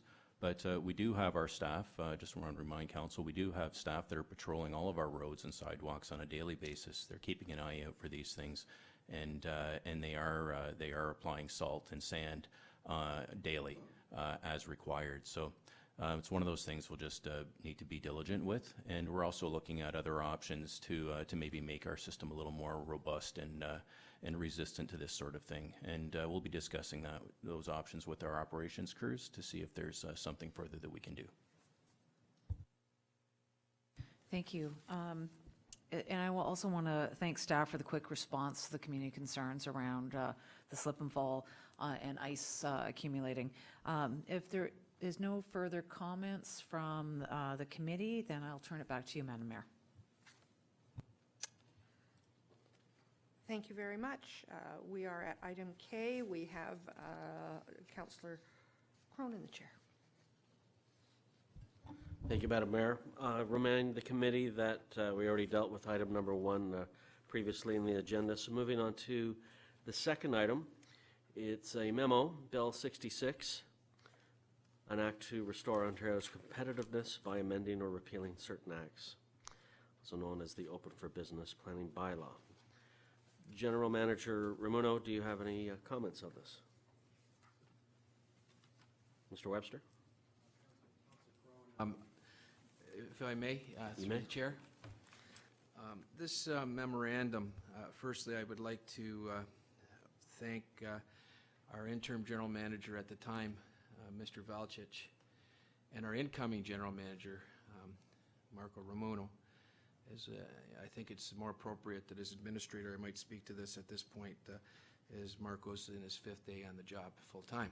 And so they worked diligently just prior to the holiday season to put this together. So what I'd like to state is some factum. This particular piece of proposed legislation is typical of what the standing government is doing of late, and it's introducing broad, wide-changing legislation with very little detail and very little comment time. And at this point in time, there's still a lot of details that we don't know. I've met with my municipal colleagues, again, prior to the holiday closure at the CAO level, and we had a presentation by the regional head planner who had tabled a similar memorandum to the region. And one of the things that it comes across is the language is a little one-sided, and so we wanted to make sure in the revised memorandum that we made it clear that the legislation and the language in the proposed bill and consideration is provincial language. It's targeting at this point the creation of jobs and employment, which is a good thing, but I think one of the things we want to be very cognizant of is that it be done in a very balanced approach, like we've done in the past for all of our community planning. There's a number of areas in here that talk about what the goals of the legislation are. We've put some caveats in here. I do remind council and the public that this is permissive legislation, and by that, council has the ability to either undertake it or not undertake it. It's unclear at this time whether or not it has to be driven by a specific development application, if you have to be approached by a specific job proposal, and that would trigger the bill or the bylaw that the province would amend. We've worked closely with our municipal partners, particularly the region and the Conservation Authority, and we certainly wouldn't want to negate any kind of typical approach that we would use with them. Bearing that in mind, though, I will state some other things. The Green Lane Secondary Plan, and that's not covered in this memorandum, was undertaken by this town. It started in 2011, and it took 7 years for that plan to be adopted by this council. And that, frankly, is too long, but there's a number of reasons for that, and I think there might be other avenues that could be streamlined rather than sort of robust legislation like this. If I could, and just as some introductory comments, this is a little bit of an aside, but could I ask the clerk if we have our urban structure map to go up? Because one of the more troubling things in this is thoughts that you could pave the greenbelt, for lack of better terminology. And if I could have the pointer here. So just to keep in concept and context of what our town has been planned by through the official plan adopted in 2010. 70% of our community is protected by Greenbelt legislation, Oak Ridges Moraine legislation, and other prevailing legislation. Of this amount of our urban core here, which is approximately 30%, within this urban core are rough calculations that another 40% of that area is also protected through Greenland system as well. So we are a very green planned community.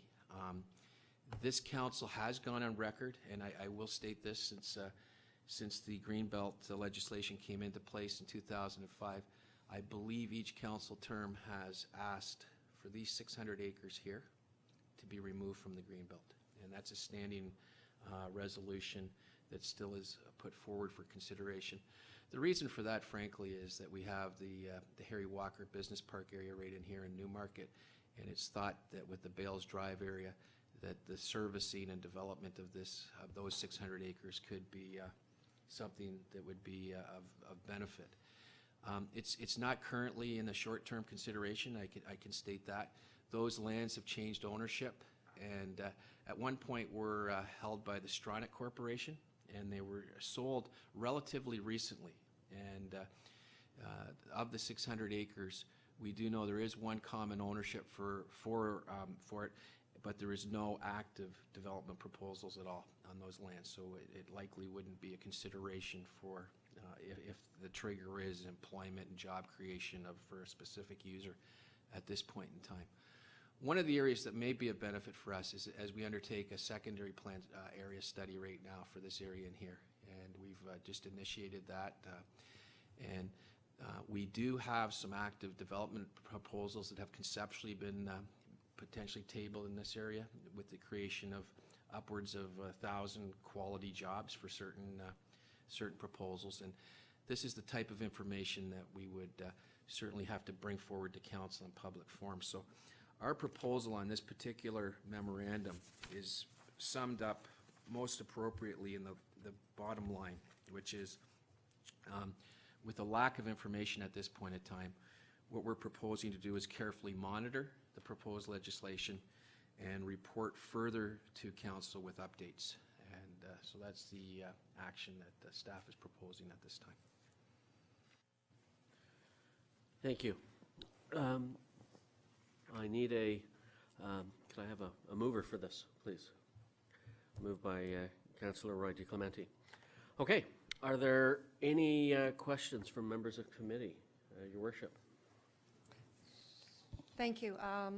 Thank you, Mr. Webster. That was, it made something not quite so clear, much clearer at the end of the day. I'm wondering with the motion if we should also indicate an interest from members of committee to have a workshop on this topic when appropriate. And staff may be the first ones to know when it's appropriate. However, we all are out there in the community and connected, and it may come from us, but just that it be included as part of this motion for the appropriate time. Councillor Roy DeClemente. Thank you, Mr. Chair. It had been my intent to make the motion that we would receive and that we direct staff to monitor the proposed legislation and provide further updates to council I think that could be incorporated into Madam Mayor's comments here to let staff know when the right time would be. For me, I know that there was some significant environmental work that was done when our official plan was drafted, and I would be keen to see some of the work that was done. Obviously, it's 600 acres, and that's a large area to cover, but if there are if there is a lack of key natural heritage features, that would be part of the reason why our council and prior councils had advocated for those lands to be removed from the Greenbelt, which was to say there isn't a lot of justification other than its proximity to the Moosehead of the moraine. But other than that, you know, where did we come to that decision, and why did we advocate for that? I think it may be provided some context for the way that decision was made in the first place. Thank you, Mr. Chair. Thank you. Councillor Carruthers. Thank you. I know that there's some anxiety out in the public regarding this, that council could pass the bylaw once this legislation goes through with no community consultation. We don't even have to inform the community until 10 days after it's already been enacted. And I think that we owe it to our community to give them some peace of mind that we would not go into this willy-nilly and start paving over all areas of East Gwillimbury. Speaking with my colleagues and speaking with staff, I know that we're very thoughtful and very considerate of the environment, but I think going forward, it would be good to have a motion on the books that speaks to Bill 66 once we have some more information. I started putting something together yesterday, and I realized I just don't have enough information to word it in a way that would protect our environment and allow us to make decisions in the best interests of our residents. But I would like to speak with my colleagues and with staff in more detail over the coming weeks to craft a motion that speaks to our commitment to protecting the environment, that our commitment to public consultation, although the legislation says that we can do this without public consultation, I would like us to pass a motion that says that we would not enter into something without significant public consultation, and that we would only use it in a very limited way if we were to use it at all. Again, I just want to talk with staff, talk with my colleagues. So if you have thoughts on this, on what you would like to see in a motion, it would be good to gather some of those over the coming weeks. I don't think there's a huge rush because, as we were informed, this hasn't passed yet. There is an opening right now for public comment, but I'm not rushing to that because I'm seeing the government's doing what they want on this, on other pieces of legislation, so I don't think that we need to pass a motion about commenting on this, but I do think we need to pass a motion in the next month or so regarding our position on this and to make it very clear to our residents. Otherwise, it's going to be a lot of staff and council time talking with individuals and mixed messages getting out there, et cetera. So if I could have your help over the coming weeks on that, I would appreciate that. Councillor Roy DeClemente. So what I'm hearing from Councillor Carruthers is that staff be directed to draft a resolution for council's consideration outlining council's intent with respect to Bill 66 to provide certainty to members of the community. I would prefer that the motion came from council rather than from staff. But, you know, I'm new here. If that's how everything's always done and that's what you're most comfortable with, that's fine too. I can certainly work with staff, but I don't think we need that in a resolution. I just kind of giving everyone a heads up. So you're giving a notice of motion then? Yeah. Okay. Any other comments? Mr. Lamanna. Through you, Mr. Chair, to Councillor Roy DeClemente and to Mayor Haxon, just incorporating the amendment to the motion that I put it up on the screen for you. I think the reporting back, staff can perhaps take it as either a report or a workshop, Madam Mayor, if that is acceptable to you. Thank you. Okay, I think there's some prudence to that as this act has not received royal assent and most times pieces of legislation undergo many changes on the way to royal assent, so I support that. Any other comments or questions? Okay. Question. Councillor I'm just wondering if Brothers? it's to our benefit to have something specifically in the minutes saying that council will be bringing forward a motion clarifying our position on it. I'm just wondering if that's helpful or not. I'm looking to my colleagues. Your Worship? It's not helpful for me at this time. I don't know about other people. Mr. Lamona?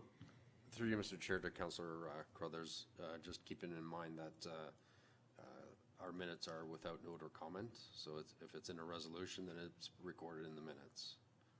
Otherwise it's presented as a formal notice of motion at the council meeting. Thank you. Okay, so now I understand Councillor Roy T. Clemente's.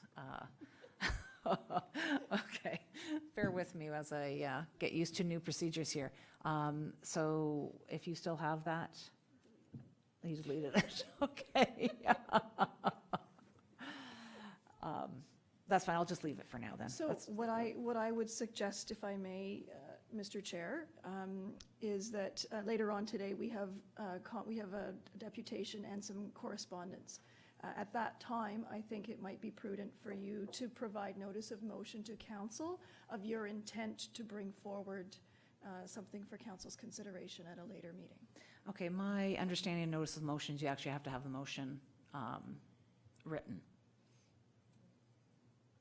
So I don't think that would work. Through you, Mr. Chair, yes, that is the procedural bylaws and indicates it has to be in writing, submitted to the clerk. I can certainly work with you in terms of what time are we? 12 o'clock. We have some time, but we can, given that the legislation is not passed as of yet, I mean, we can certainly put on a motion for January 22nd. Well, that's what I was thinking, that I don't think we have enough information yet. Yeah, and I'd be more than happy to work with you along with any other staff that would be relevant to the topic. Thank you. Wonderful, thank you. Your new procedure could be so exciting. Are we, so Councillor Roy D. Clemente, you had made the motion, you're okay, we've tweaked it a bit. You consent to that? All right. Are there any other questions, comments? Okay. All right, so let's call for a vote. All those in favor of the motion as presented? All in favor, any opposed? Seeing none, the motion is carried. Thank you. Next item is the last item is the report entitled Draft Plan of Subdivision and Zoning Bylaw Amended Applications by Queensville Properties. Do we have any comment from staff on this? I go to you first, Mr. Romano. Through you, Mr. Chair, the intent of this report is really to advise council of this Phase 6 application, draft plan of subdivision and zoning bylaw amendment application, and the request to schedule the upcoming public hearing on this phase for the February 20th planning meeting. Thank you. So can I have this? Can I have a mover for this report, please? Moved by Councillor Persicini. All right. Are there any questions from members of committee?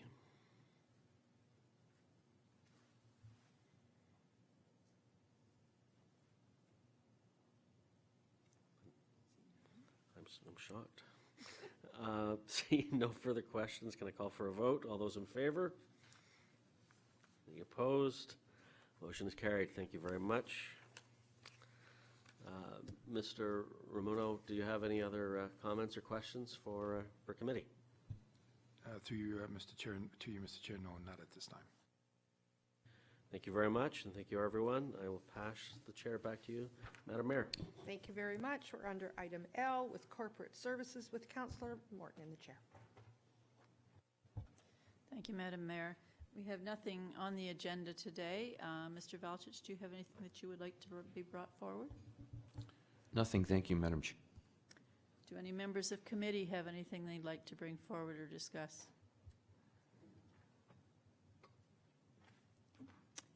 Hearing none, I turn the chair back to you, Madam Mayor. Thank you very much. We're at item M, and that's other business, and I would ask if staff have any other business to bring before us that didn't fall into a category we've already covered.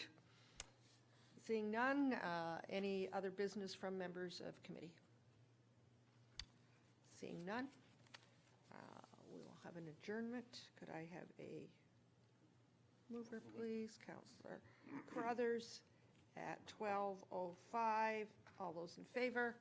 That's carried. Thank you very much. We have, we'll do special counsel when we get back, or do we want to do it now, staff?